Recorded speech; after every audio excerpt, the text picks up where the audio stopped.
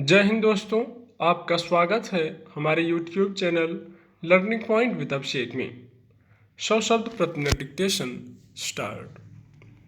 संसाधनों की कमी की वजह से अगर न्यायाधिकरणों का कामकाज बाधित होता है, तो इसे केवल लापरवाही का मामला नहीं माना जाना चाहिए, बल्कि यह सरकार की कमजोर इच्छा शक्ति का भी सबूत है।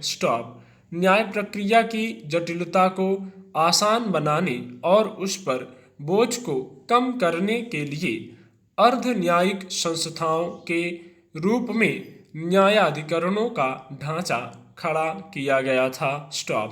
कई स्तरों पर इसके सकारात्मक नतीजे भी देखे गए। लेकिन आज हालत यह है कि इन न्यायाधिकरणों में बड़ी तादाद में खाली पड़े पदों पर नियुक्ति नहीं किए जाने की वजह से इनके कामकाज में बाधा आ रही है।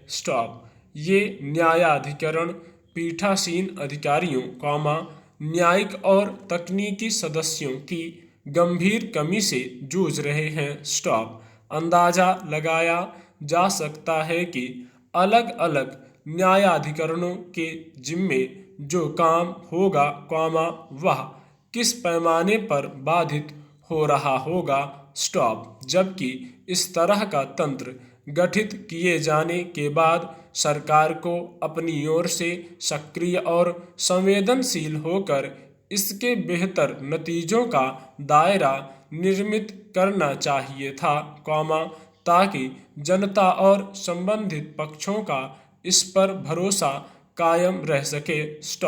मगर इसके प्रति सरकारी उदासीनता ने एक गंभीर स्थिति पैदा कर दी है। पैरा यह स्थिति न समूचे तंत्र के लिए अच्छी है, न इससे सरकार की छवि बेहतर होती है। लेकिन सरकार को यह ख्याल रखना चाहिए था कि इस संदर्भ में कम से कम वह अदालत के रुख पर गंभीरता दिखाती। यह बेवजह नहीं है कि इस मसले पर सोमवार को सुप्रीम कोर्ट ने सरकार को कड़ी फटकार लगाई। अदालत ने अपना सख्त रवैया दिखाते हुए साफ लहजे में कहा कि केंद्र सरकार न्यायाधिकरणों में नियुक्ति नहीं करके इन अर्ध न्यायिक संस्थाओं को शक्तिहीन कर रही है। अदालत ने कहा कि वह केंद्र सरकार के साथ किसी तरह का टकराव नहीं चाहती, मगर चाहती है कि बड़ी संख्या में रिक्तियों की वजह से समस्याओं का सामना कर रहे न्यायाधिकरणों में केंद्र कुछ नियुक्तियां करे। दरअसल, किसी भी सरकार के लिए शीर्ष अदालत की तरह की इस तरह की टिप्पणी असहज कर देने वाली होनी चाहिए, मगर अफसोस की बात यह है कि लंबे समय से ऐसी स्थिति बने रहने के बावजूद इस ओर कोई ठोस पहल करना संबंधित महकमों को जरूरी नहीं लग रहा। सवाल है कि क्या सरकार संसाधनों की कमी और जरूरी नियुक्तियों के अभाव का न्यायाधिकरणों के कामकाज पर पड़ने वाले असर से अनजान है। गौरतलब है कि अर्ध न्यायिक संस्था के रूप में काम करने वाले न्यायाधिकरण सेवा मामले, टैक्स, पर्यावरण पर प्रशासनिक फैसलों या वाणिज्यिक कानून आदि से जुड़े मामलों का निपटारा करते हैं। मौजूदा समय में 19 न्यायाधिकरण काम कर रहे हैं, जिनका प्राथमिक मकसद विशेषज्ञों की भागीदारी और तत्परता से फैसले करके न्याय दिलाने की प्रक्रिया को आसान और सुव्यवस्थित करना है। मगर हालत यह है कि पिछले करीब 4 साल से किसी भी न्यायाधिकरण में नई न्यायिक नियुक्ति नहीं हो पाई है।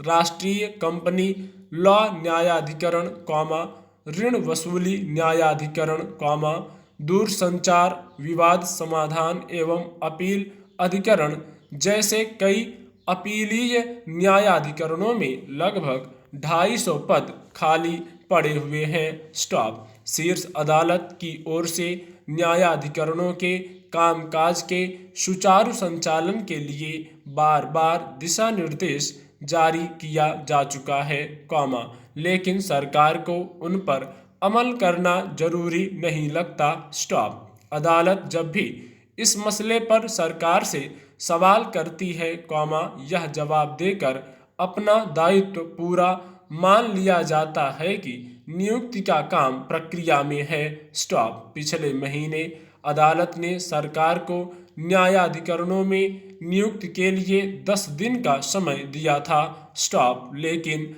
अफसोस की बात यह है कि अब भी अदालत में सरकार कोई उचित जवाब दे सकने की दशा में नहीं है। स्टॉप। पैरा।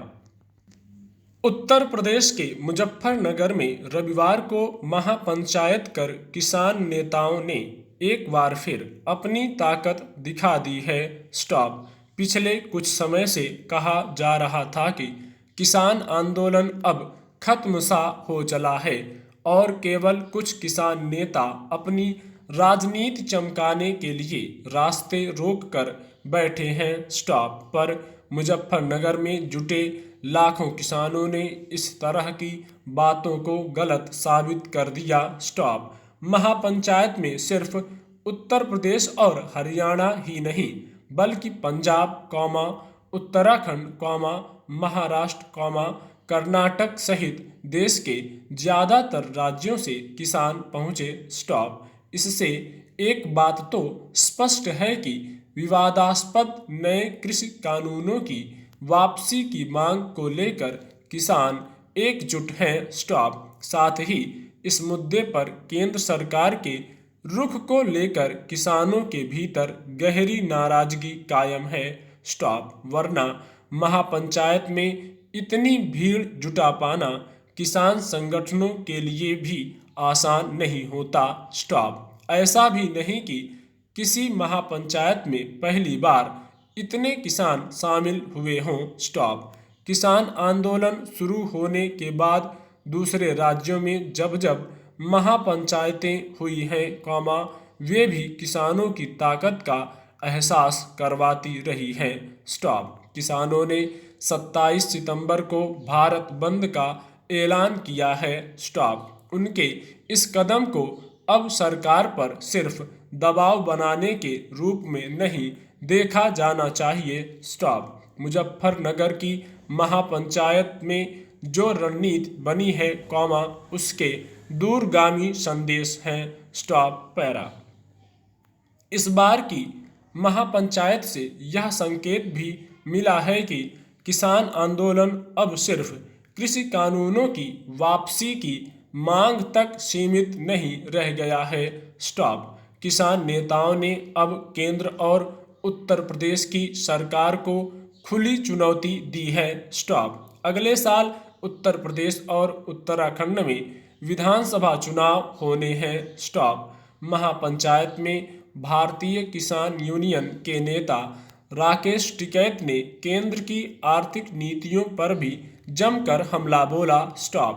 इससे पहले बंगाल सहित दूसरे राज्य विधानसभा चुनावों में भी किसान नेताओं ने भारतीय जनता पार्टी के खिलाफ अभियान छेड़कर अपना इरादा साफ कर दिया था। स्टॉप। गौरतलब है कि पश्चिमी उत्तर प्रदेश किसान बहुल है। स्टॉप। ऐसे में राज्य के सत्तारूढ़ दल के लिए विधानसभा चुनाव भारी पड़ सकता है। स्टॉप। हालांकि आंदोलन कर रहे किसान संगठनों ने अभी तक तो राजनीतिक दलों और नेताओं को अपने मंच से दूर ही रखा है। स्टॉप। पर विपक्षी दल किसान आंदोलन के समर्थन में ही हैं। स्टॉप। रविवार की महापंचायत के बाद भाजपा नेता वरुण गांधी ने भी किसानों के मुद्दे पर सहानुभूति दिखाई और कहा कि सरकार किसानों के दर्द को समझे। स्टॉप। इससे पहले